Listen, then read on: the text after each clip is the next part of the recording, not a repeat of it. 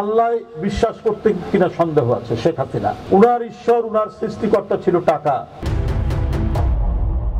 যারা টাকা পাচার করেছে, যারা এই শিশু কিশোর আহনাফ, আবু সাইদ, মুগ্ধ, এদেরকে যারা হত্যা করেছে, তারা তো সবাই, তো তাদেরকে আমরা সবাই চিনি, তো তাদের তো বিচার হতে হবে।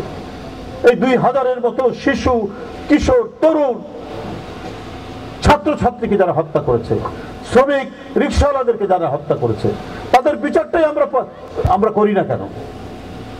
তাদেরকে দৃষ্টান্তমূলক আমরা শাস্তি দেই। যে প্রধান ছিলেন তিনি আল্লাহ বিশ্বাস করতে কিনা সন্দেহ আছে শেখ হাসিনা। উনার ঈশ্বর ছিল টাকা। আজকে আমরা দেখতে পাচ্ছি উনার ঈশ্বর, উনার সৃষ্টিকর্তা ছিল টাকা। যার ঈশ্বর টাকা হয়, যার সৃষ্টিকর্তা টাকা হয়, সে তো কোনোদিনই ভালো কাজ করবে না। তাদের প্রত্যেকেরই বাড়ি ঘর ঢাকায় আছে, বিভিন্ন জায়গায় আছে, তারপরে সরকারি সম্পত্তি তারা লোপাট করেছে, তারা ব্যাংক খালি করে দিয়েছে। এবং এর মধ্যে এই যে ব্যাংক খালি করে দেওয়া, এই যে লক্ষ কোটি টাকা বাইরে পাচার করা, এই পাচারের মধ্যে অধিকাংশই হচ্ছে শেখ হাসিনার আত্মীয় স্বজনরা জড়িত, তাদের পছন্দনীয় ব্যবসায়ীরা জড়িত, তাদের লোকজন জড়িত। তো তাদের তো বিচার নিশ্চিত করতে হবে।